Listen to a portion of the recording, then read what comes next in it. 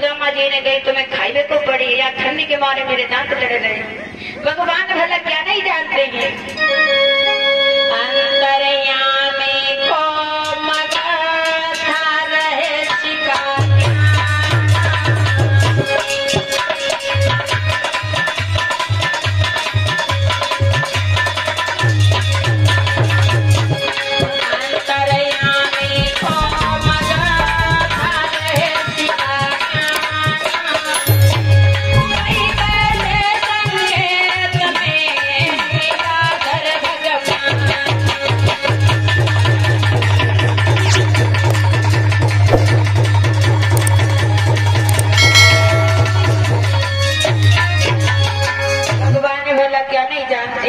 तुम कितना भी छुपाने का प्रयास करो लेकिन मेरे ठाकुर जी तुम्हारे मन की तुम्हारे चित्त की सारी बातें जानते हैं। भगवान कहने लगे अरे सुदामा भैया ये तुमने क्या किया। आपने गुरु से कपट किया, मित्र से चोरी की, इसलिए मैं तुम्हें श्राप देता हूँ। और कैसा श्राप दे डाला ठाकुर जी ने।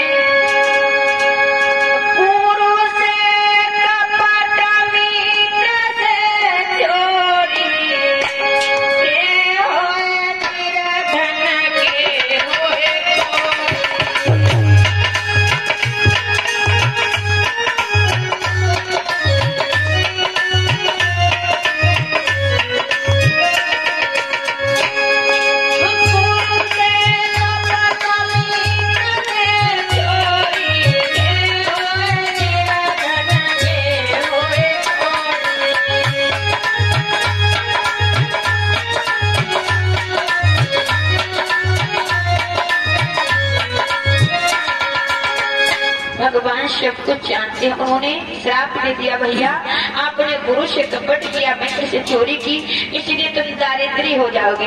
लेकिन सुदामा जी को अवगत नहीं हुआ।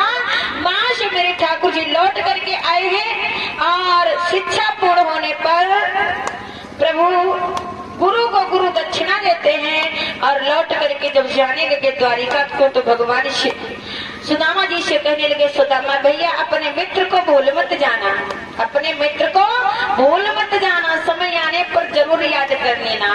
क्योंकि भगवान जानते थे मेरा मित्र एक न एक दिन गरीब जरूर हो। उधर मेरे भगवान तो द्वारिका जाकर के द्वारिकाधीश हो गए और सुदामा जी का विवाह सुशीला जी के साथ में हो गया। सुदामा जी गरीब हो जाते हैं, घर में खाने तक के लाले पड़े हैं। सुदामा जी द्वार द्वार पर भीख मांगते हैं लेकिन ना कभी वे उदास नहीं हुए सुदामा जी। क्यों?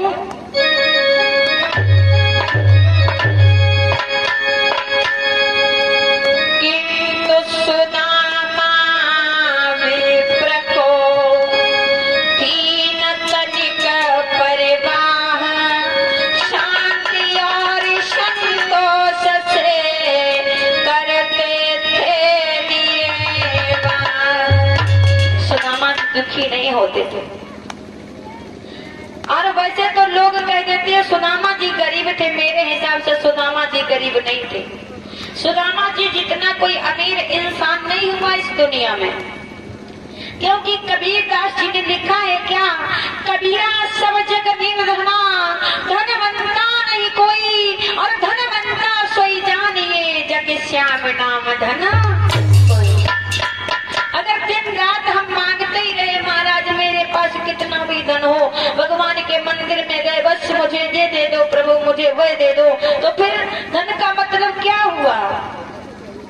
और आजकल इंसान को कितना भी कुछ मिल जाए, आत्मा को शांति केवल ठाकुर जी के चरणों से मिलती है।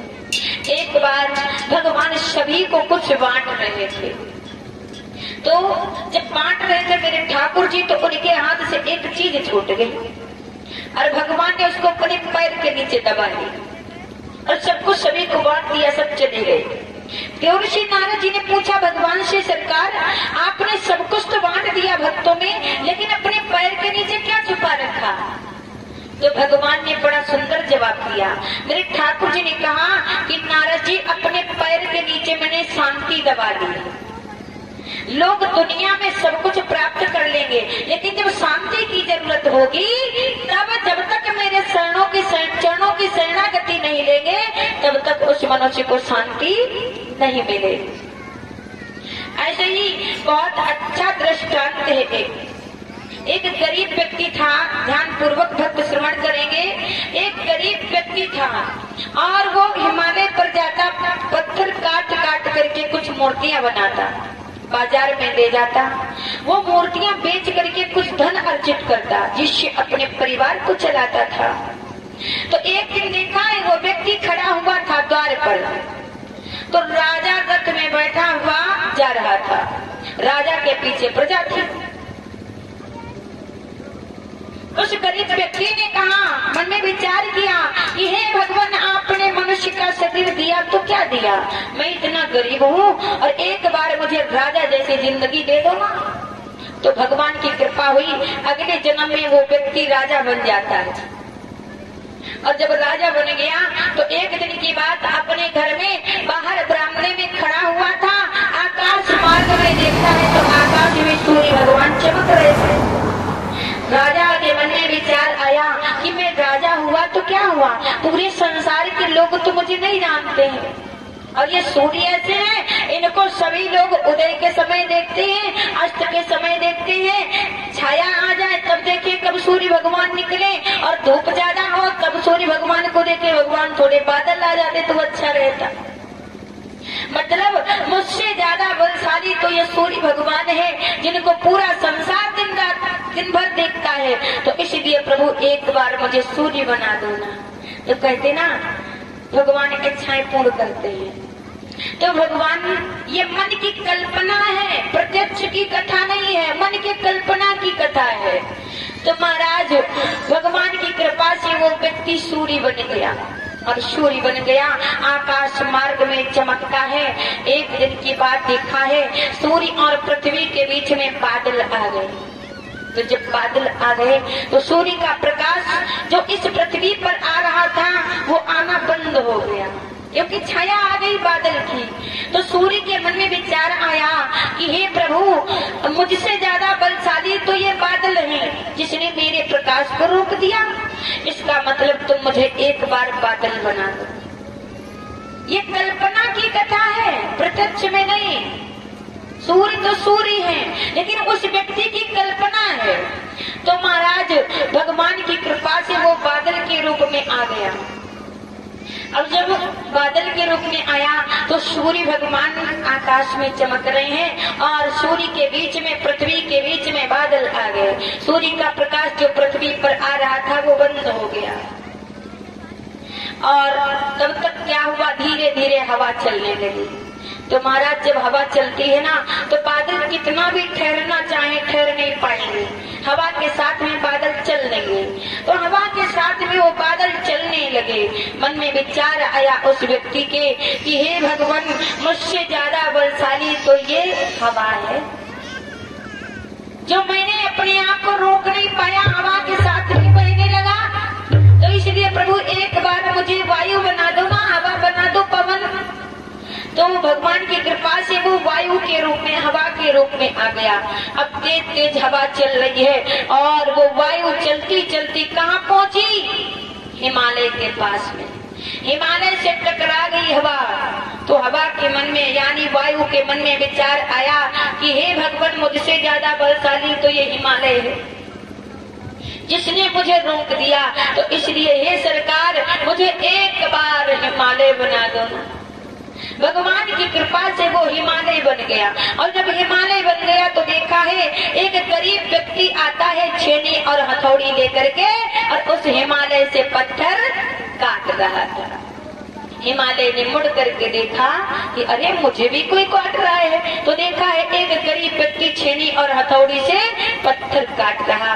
मन में विचार आया, ओ भगवान, मुझसे ज्यादा बलशाली तो ये गरीब व्यक्ति है जो मुझे काट रहा है, इसलिए सरकार एक बार मुझे गरीब व्यक्ति बना दो ना।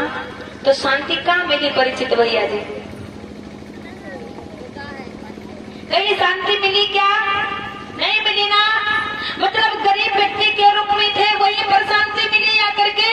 तो इस धन दौलत से कभी शांति नहीं मिलती है। वही सुदामा जी गरीब तो है, लेकिन भगवान के भक्त हैं। अपने आप को कभी वो छोटा नहीं महसूस करते, सोचते हैं कोई बात नहीं, गरीब हूँ, भगवान का भजन तो कर रहा हूँ।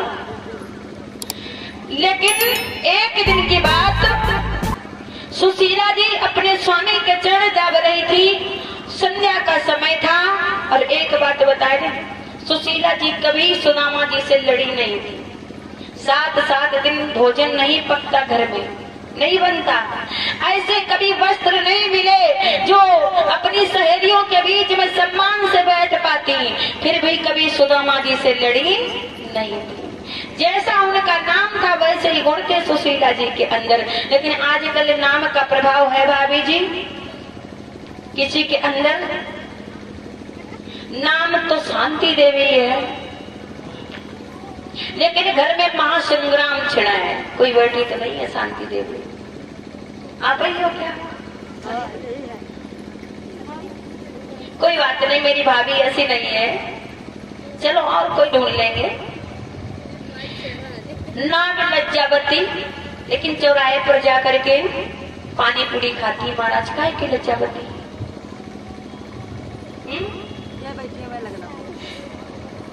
ये तो नहीं होंगी, अपनी बहू सब ढूंढ रही हो तुम। और मैंने अक्सर देखा है, नाम खुशबू जिनका होता है वही 8 दिन तक स्नान नहीं करते।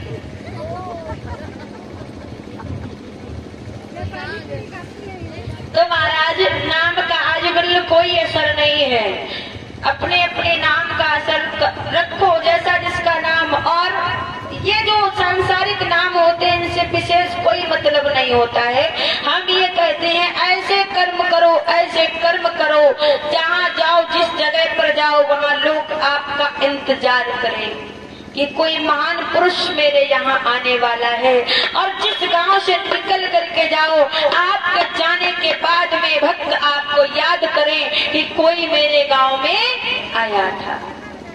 ऐसा बनो, ऐसे बन करके दिखाओ। नाम सभी का होता है, अगर अच्छे कर्म है हमारे तो अच्छा नाम होगा, और कहीं गंदे कर्म होते हैं किसी के तो उसका वैसा ही नाम होता है।